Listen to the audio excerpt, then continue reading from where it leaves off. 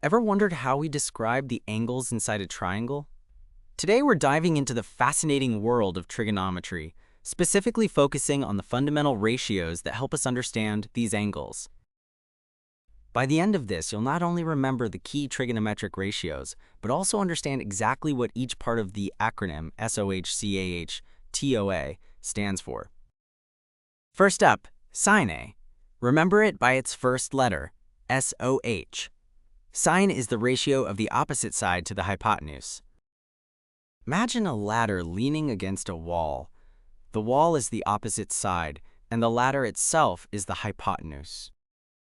Next, cosine. The second letter, CAH.